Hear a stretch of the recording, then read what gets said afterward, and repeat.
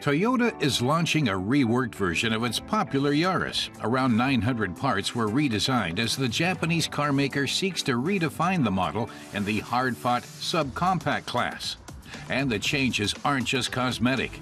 Some involve safety improvements. We took out a no-frills Yaris equipped with a 1-liter 3-cylinder engine that can also be had in its little brother, the iGo.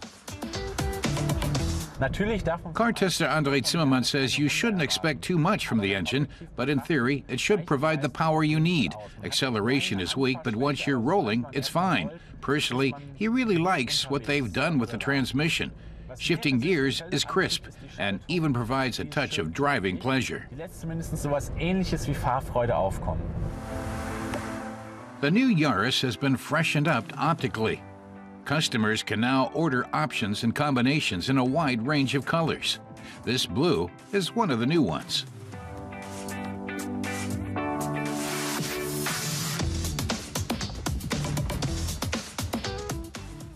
The rear lights have changed. In the car's top-of-the-line package, there are 4 in all. The LEDs frame a redesigned tailgate. The lines of the large trapezoidal grille stretch almost to the vehicle's headlights. A lane-keeping assistant and headlight assistance can be had for a little extra, as can a pre-collision system. It first acoustically warns the driver of an impending crash, then initiates braking on its own. Another optional add-on is 2-zone climate control. The overall look of the instrument panel is sporty but straightforward and easy to read. The Yaris can also come equipped with one of 2 turbo engines, but the single-liter appears adequate for daily needs. And Toyota's claim that it burns just 4.3 liters of fuel per 100 kilometers on the road seems realistic. Andre says that diesel versions of the Yaris are still sold in other countries, but not in Germany anymore. Instead, a large number of them sold here are hybrids, and that's the car he wants to look at next. Comfort levels go up in the hybrid Yaris, he says. That's because there's no need to shift gears. So that slight jerk of engagement you have in other automatics simply doesn't ever occur. But it probably also has to do with driving in city traffic, and the hybrid is a lot quieter than the 3-cylinder. In Germany, Toyota wants to sell around 18,000 units of the model this year, many of them hybrids, which burns just 3.3 liters of fuel per 100 kilometers, even in the city. Its style selection package includes a 2-tone body, rear disc brakes, and a DAB Plus capable radio. Andre says your driving style also changes quickly once you're in the hybrid. That's because you're always trying to recuperate as much energy as you can. That means trying to keep the combustion engine from having to kick in to help out the electric drive. He finds that actually very relaxing, especially when he lets the car roll up to a red light and can watch as it charges the battery. But of course, other drivers are less patient, so you have to learn to ignore them, he says.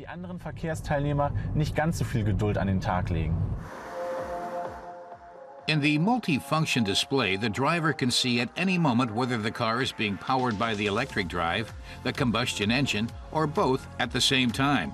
And in city traffic, you can put it in full electric mode. The automatic transmission also offers an additional mode that increases the efficiency of the energy recovery system.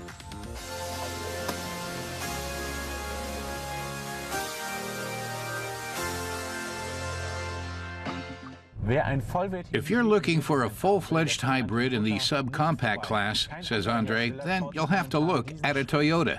No other manufacturer is making them at the moment.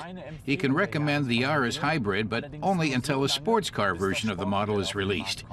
He thinks he'd love that. In Germany, the Yaris can be had starting at 12,500 euros, but the hybrid costs at least 5,000 more.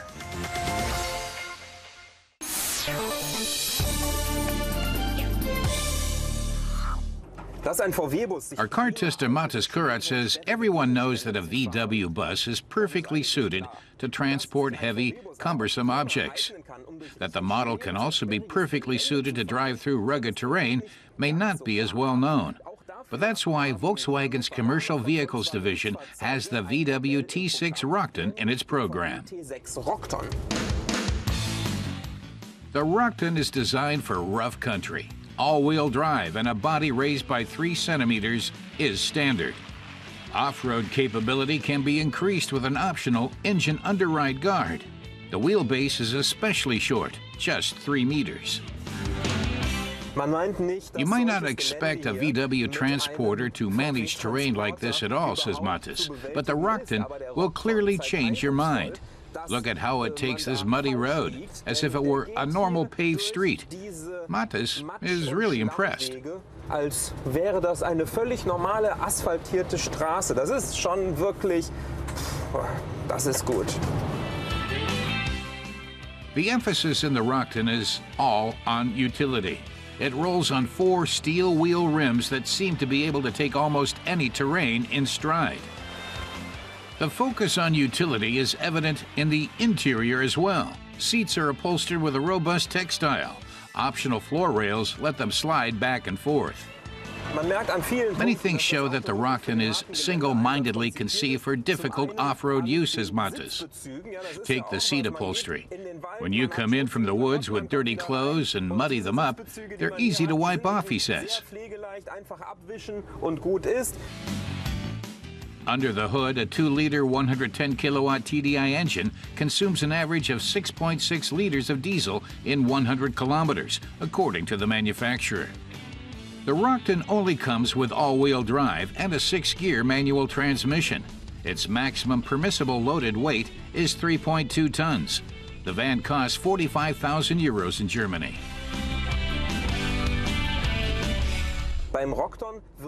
Mattes says the Rockton's all-wheel drive is powered through a multi-plate clutch, so the power is always divided 50-50 between the front and rear axles.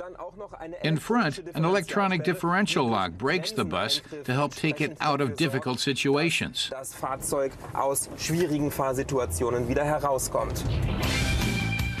VW T6 Transporter Rockton is the VW bus currently most deserving of the all-terrain title. Its performance off pavement is very persuasive. Time to test the VW T6 Multivan Panamericana. Where the T6 Transporter Rockton is rough and ready, the Panamericana offers more comfort. The Panamericana differs from the Rockton with its finer furnishings and from the normal multivan with its standard 4-motion all-wheel drive, as well as with a few interior and exterior details, says Mattes. If you don't like being so close to the ground, you can also choose a ground clearance that is 2 centimeters higher. 17-inch light metal wheels are standard equipment on the van. Underride protection in front and back is really only for looks. But the passenger area can be optionally equipped with corrugated aluminum plate. The seats are especially elegant, and the van's appearance is impressive. This is the most stylish way to pursue the call of the wild, as VW puts it. Our test vehicle's 2-liter 150-kilowatt TDI engine can hit a top speed of 199 kilometers an hour. Fuel consumption is 6.7 liters per 100 kilometers.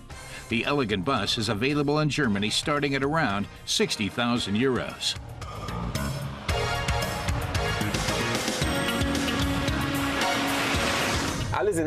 All in all, says Mattes, the multivan Panamericana offers much more comfort than the T6 Transporter Rockton. All its bells and whistles are on a completely different level, but it won't take you over rough terrain. 2 buses with 2 different characters. The Rockton, a reliable off-road specialist, and the Panamericana, a stylish companion where the going isn't quite so tough.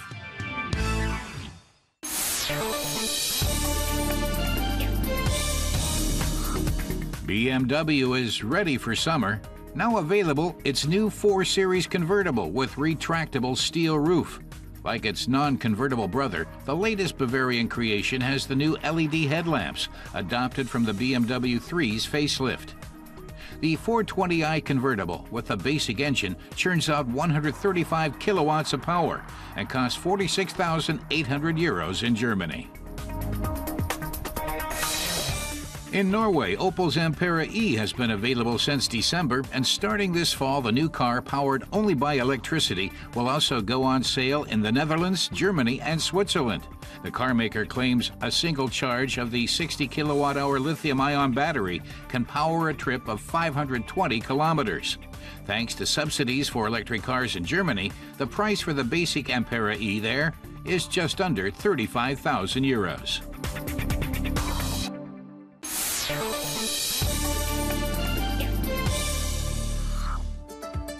The Fiat Cinquecento is a mini car with a major history. Today it dominates its segment and has now launched a special edition.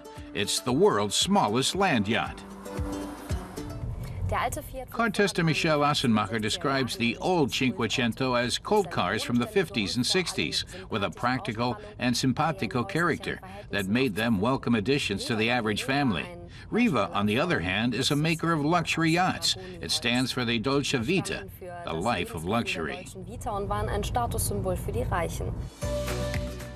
What the brands have in common is Italian design. Now they've come together in the Fiat 500 Riva. At first glance, it's hard to see any difference between the Fiat 500 Riva and its siblings.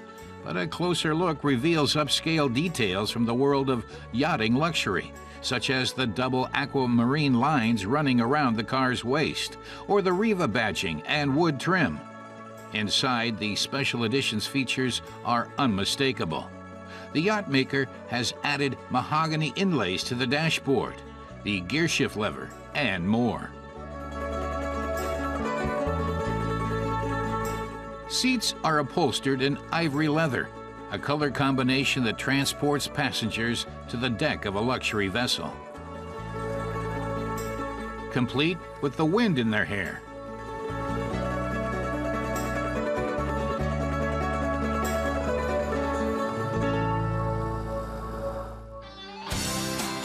And underneath the special trim, the new Cinquecento Riva also boasts innovative safety features. 7 airbags, ABS with integrated electronic brake distribution, hill holder, and HBA hydraulic brake assistance. Michelle admits German weather can't really compete with Italian sunshine. She's getting chilly and will have to close the sunroof.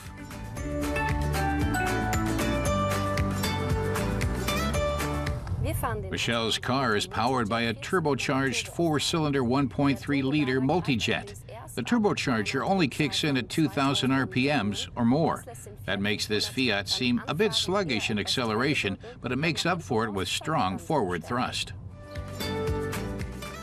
The city car moves from 0 to 100 kilometers per hour in 10.7 seconds and has a top speed of 180 kilometers per hour. The diesel's fuel consumption is rated at 3.4 liters per 100 kilometers. The Fiat Cinquecento Riva we tested starts at 21,400 euros.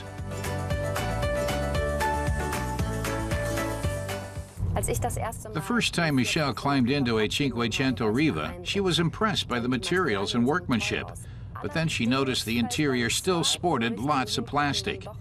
She says that's the contrast between the luxury yacht builder and the practical, down-to-earth car maker.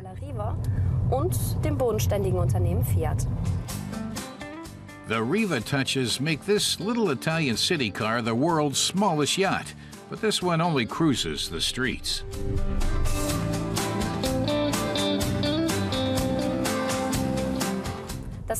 Michelle still sees the highlight of the Fiat Cinquecento as its recognizable shape, though she likes the idea of bringing Riva in to add flair to the cult car. She says it could have included even more yachting design elements, but that would probably have pushed the price tag through the roof. Altogether, the combination of craftsmanship and practicality, she says, is a success.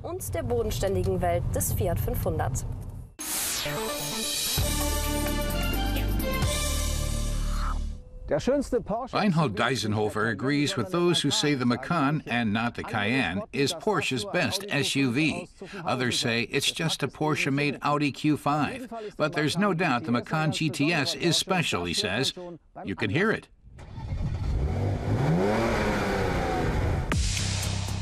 A part of the GTS identity is the individual look, and that's what sets this Macan apart from its siblings. Porsche's GTS design is already tried and tested and involves lots of black. The sport design package is standard, but unique to this variant are the matte black elements, the side blades, the tinted tail lights, and black badging.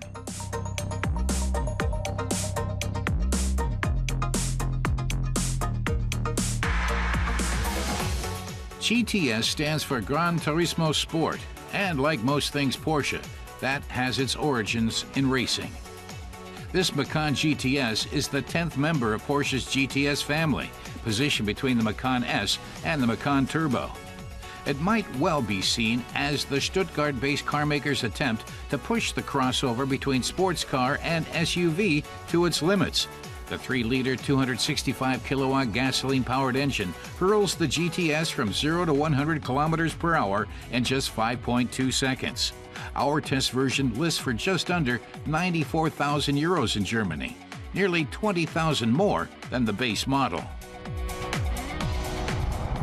Reinhold points out that the Macan sells better than the Boxster, Cayman, and 911 put together. It may not be as sporty as the turbocharged version, but it costs less and sounds just as good. Inside, the logos make sure everyone knows this is a GTS. The interior is also unique to the model.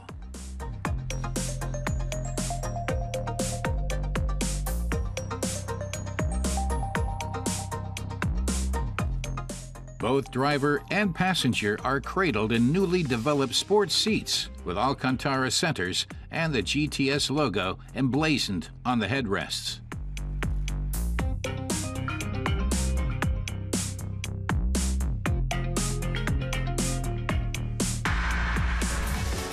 Along with the powertrain, the Porsche engineers have reworked the suspension for the Macan GTS, setting it 15 millimeters lower than the Macan S and giving it a sportier feel. Contributing to the enhanced driving dynamics is the Porsche Traction Management, or PTM, for all-wheel drive. It distributes the thrust between the permanent rear-wheel drive and the front axle. The electronically controlled dual clutch allows the optimum distribution of power and forward drive in every situation.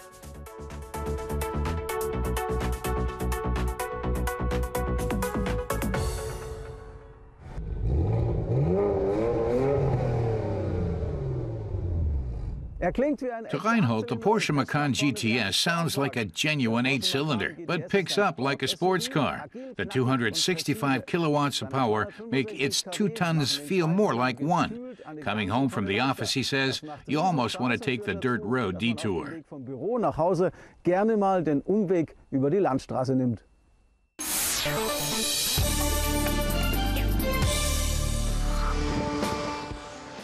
Citroën's 2 Chevaux was to France what the Volkswagen Beetle was to Germany, mobility for the masses.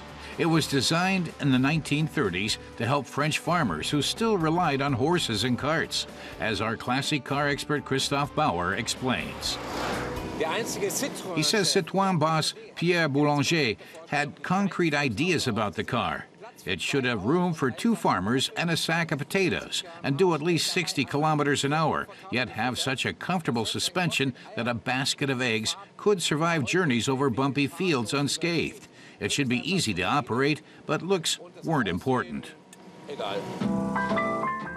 1939, Citroën began making prototypes of the TPV, as it was then called, for toute petite voiture, or very small car. Though not terribly attractive, they met Boulanger's criteria, even passing the test with a basket of eggs.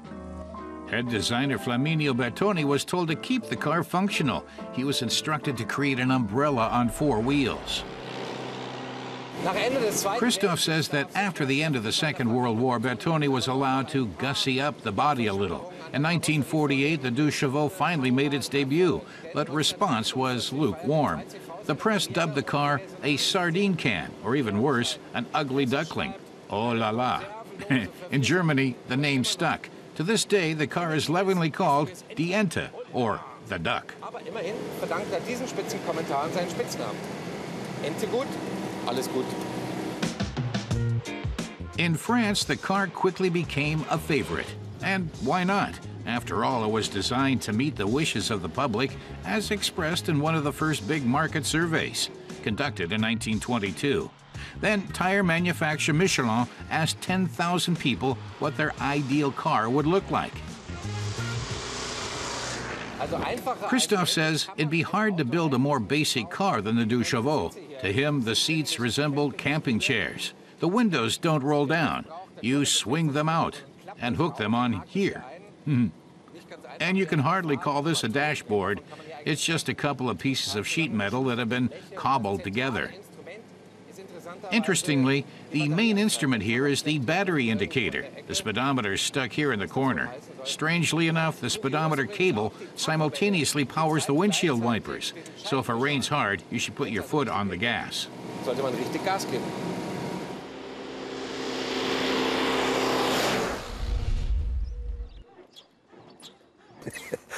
Großartig. Fabulous. Christoph says the 2 Chevaux was built on a box frame on which all of the body parts are mounted. So, like the VW Beetle, it doesn't employ unibody construction. And as you can tell from the protruding wings and hood-mounted headlights, its old-fashioned design dates from the pre-World War II era. But its huge soft top also makes it into a convertible. What sounds like a luxury was at the time nothing but a cost-cutting measure, as sheet metal was in short supply in the post-war era. Da war Stahlblech echte Mangelware. Citroën never tried to pass off its ugly duckling as a beautiful swan. Its ads said the car's shape was unusual, but that its performance was second to none. The vehicle's legendary suspension with its longitudinal coil springs make the 2 Chevaux feel like no other on the road. The Spartan trunk can hold many sacks of potatoes, while the rollback canvas roof lets in plenty of fresh air. Inside, the simplest of seats and the unfinished-looking cockpit complete the minimalist look.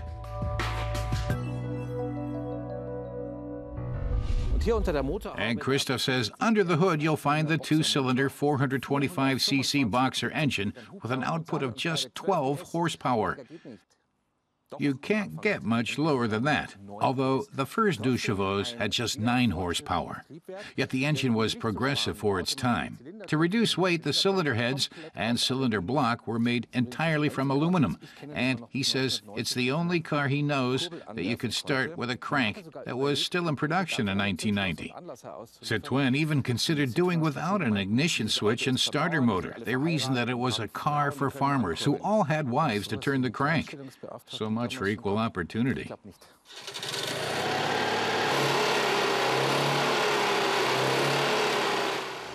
Even the 2 Chevaux with the most powerful engines have a hard time breaking the 100-kilometer-an-hour barrier. Going from 0 to 100 takes 30 to 40 seconds, yet there's no time to get bored. Christoph says the 2 Chevaux' off-road capabilities and hair-raising cornering are legendary. If you push it, the car tips so far to the side that you think it's going to tip over. But it doesn't.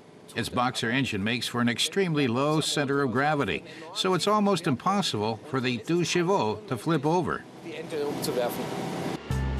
Back in 1967, Citroën considered stopping production, but the 2 Chevaux survived and continued to roll off the assembly lines until 1988 in France and 1990 in Portugal. In its later years, the model's horsepower increased to 28, 3 times as much as the original 2 Chevaux. Christoph says it's hard to make a car with less. The 2 Chevaux technology was extremely basic and it cost almost nothing to run.